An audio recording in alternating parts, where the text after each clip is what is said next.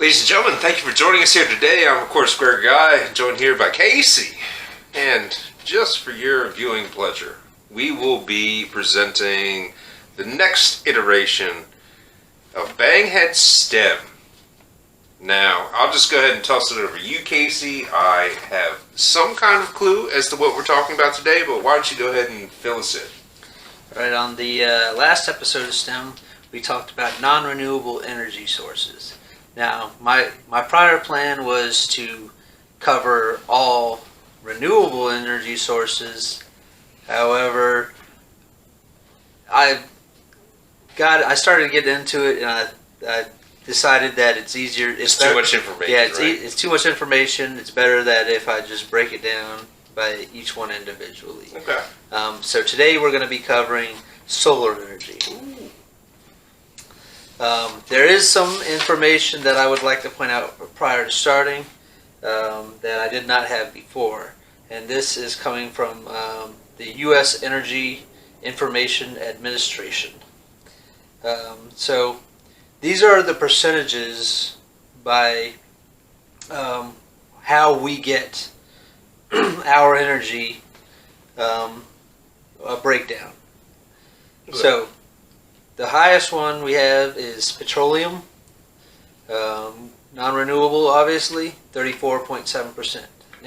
And this is like total, like what the percentage? Right, of this country's energy Okay. consumption. All right. Yeah. And how we get that energy. Oh, okay. Yeah. I was just making sure I was on the same page. Then we got natural gas at 33.9%. Close. Next up we got coal at 9.9%. Fourth one on the list is nuclear. That one is at 8.9%.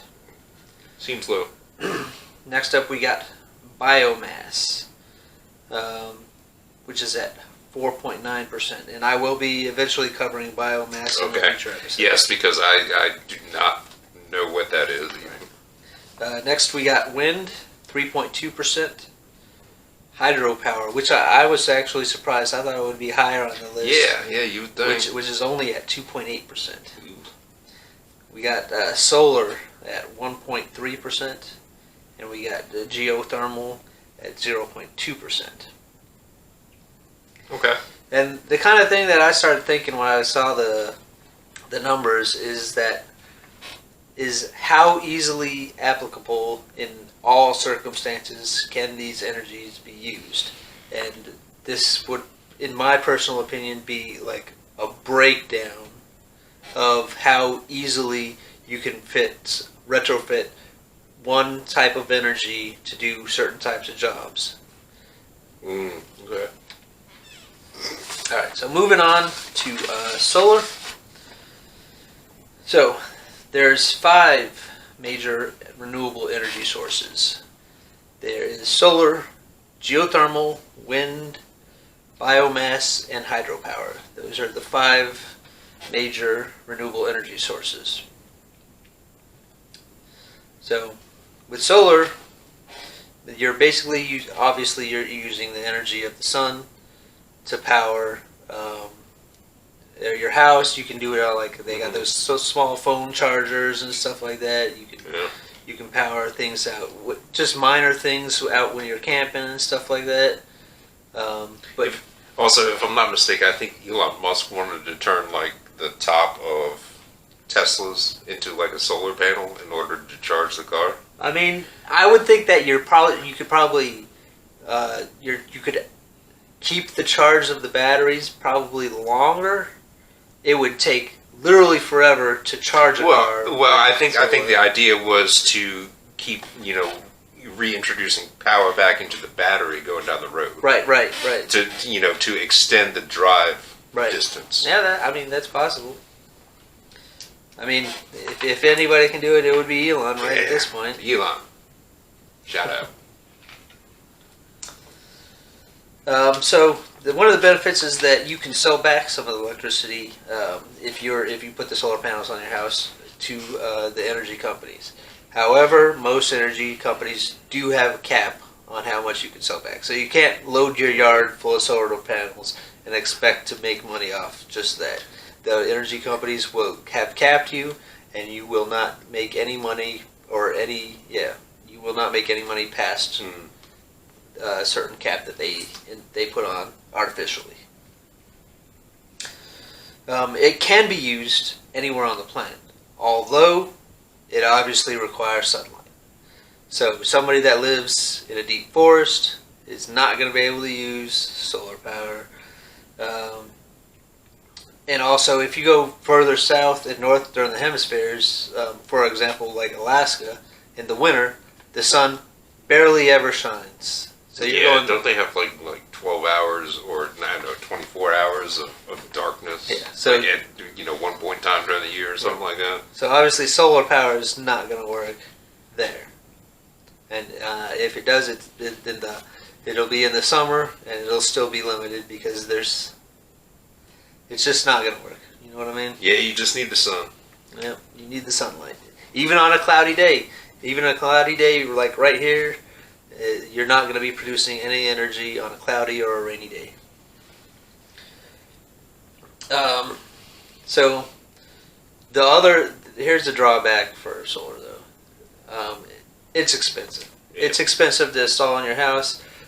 You will get credited back about 20. I think standard is about 26% by the government. However, and if you look online, it seems fairly cheap because they're only quoting you the solar panels, and the solar panels are not the most expensive part. Right, I would assume whatever storage device. Right, it is the storage device. It costs around $16,000 to $22,000 to install a solar system on your house. So it's definitely not cheap. Yeah, and actually, I will say that I did look into getting the roof lined with solar panels. Right. And 22 was actually lower than the quote I got. Well, I don't know how long ago it was, but price has been gradually dropping. Yeah, okay, yeah, this was probably 5 or 6 years ago. This is as per 2021. Okay. Also, I like to point out that the price thing is probably generally correct, but a lot of the information that I'm getting is from all kinds of different sources, and like I said before, energy is a big business, and all these different corporations and companies are trying to a solar company is trying to make solar power look good, and any other type of energy company is going to try to make solar look bad. And there's a lot of mixed information. I will point out later on in the episode, there is a specific point that I could not nail down because I got information from all ranges, and we'll get to that. Okay. Another non-benefit, these solar panels use rare earth materials, and they must be mined. So you're definitely spending a lot of energy to pull these materials out of the ground. Yes. And I'll also get to it later, but you have to, at some point, the lifespan of the solar panel, which is basically about 30 years, they're saying, on average, a solar panel should be about 30 years, and they have to be, at some point you're going to throw it out. And they have these rare earth materials, and they have some elements and toxic substances that are not good for the environment within them. Some of these are copper, lead, gallium, selenium, indium, cadmium, tellurium. So there are some toxic. These solar panels are toxic and should not be dumped just at just any random dump site. You know what I mean? Yeah. Have they figured out a way to dispose of these particular materials? Yeah, I have some of that in here Okay. a little bit later. Also, so the biggest question I was trying to find is how long does it take a solar panel to give back a net positive for energy? It's a good question. And that is an answer that I could not nail down.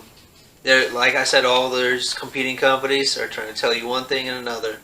I will tell you that it definitely depends on where the solar panel is produced. It also matters on the scale that they're creating the solar panels.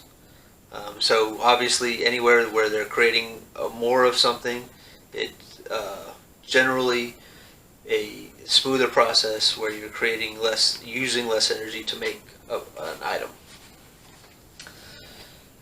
So these are the ranges. Some people said 6 months. Some people said 2 years. Some people said 30 years, which is the life of a solar panel. And then I also found another source that said 50 years. So Which at that point in time would make it a net negative. yeah, so it is all over the place. I could not find a specific answer. Obviously, I think that they're going to range, but if I wanted to put a median on these, I'd say the median is somewhere around 10 to 15 years.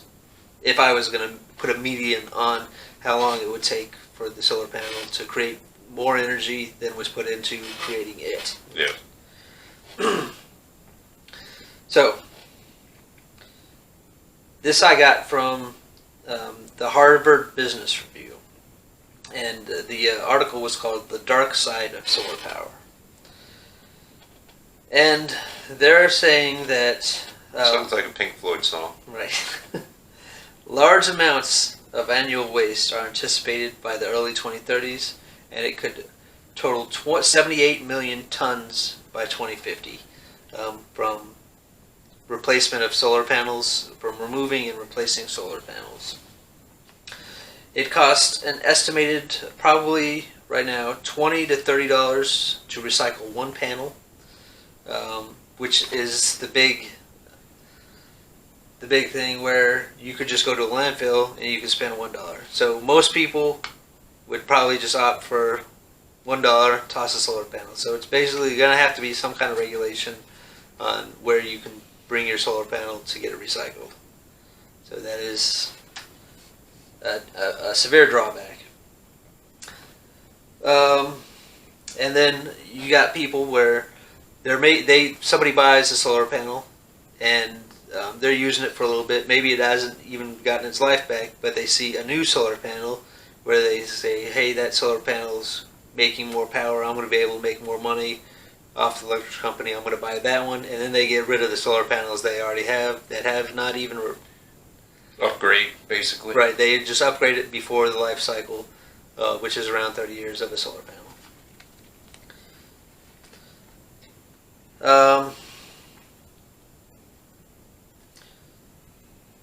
So they do have small amounts of valuable materials within solar panels, which, like silver, for example, but most of them are made of glass, and so a majority of the solar panels are made out of glass and low value materials. So there's not really an incentive for a company to want to recycle them. And which is why the cost of recycling a solar panel is fairly.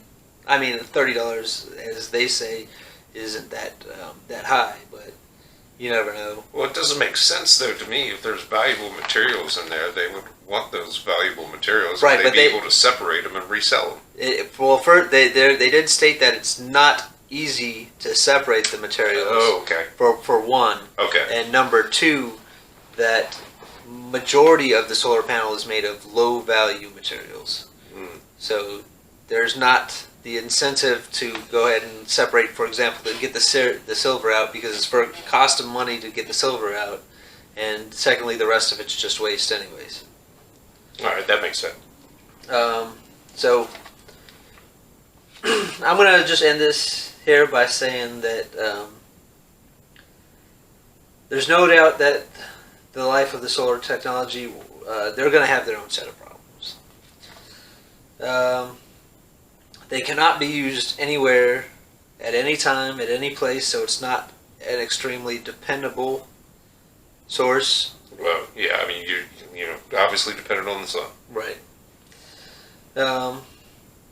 In time, with technology getting better, maybe it'll become more of a reliable source where it can store more power. It can create power more efficiently. Yeah, also, I think it'll become cheaper too. Right, And that'll be a huge catalyst. Yeah, that comes with mass production. Yeah. Anything you mass produce, and when more people start buying things, the cheaper something becomes. But Okay. there's still going to be the issue of discarding and recycling the solar The panels materials. in the end. Well, I mean, also at some point in time, they may figure out a way to, you know,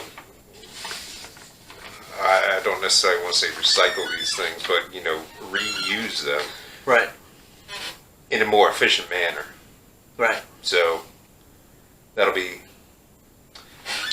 coming up in the future, I guess. There is the one thing I did slightly miss. That when it comes to greenhouse emissions, basically this is what all the renewable sources trying to keep cleaner air and stuff like that. Basically, greenhouse emissions from residential and commercial buildings is only around accounts for 6.7% of the emissions. Mhm. And the real big cause of greenhouse emissions is around 40% at transportation. So transportation is really where a major majority of the greenhouse emissions are coming from, and if that's a problem that we want to solve it in a bigger scale, then it's more along the lines of transportation, not really so much your house. And we said before, I'm a personal believer in nuclear energy, and that seems like a more viable option than putting solar panels on your house. If the communities and governments go for a higher base on nuclear. Yeah, I would agree with the nuclear thing, but it's not like I can put a nuclear reactor in my fireplace. I know that. You know. I'm talking about how, like I said, communities and governments need to lean more towards going nuclear than they do. Okay. Yeah. Fair enough. All right. Well, there we go. Banghead STEM. Learned about solar power, effects on the environment, effects or difficulties disposing of used solar panels. Ladies and gentlemen, thank you for joining us. I'm, of course, Gregor Guy. Got Casey sitting here next to me, man. Thanks for putting that together. And everyone out there watching, have a lovely day.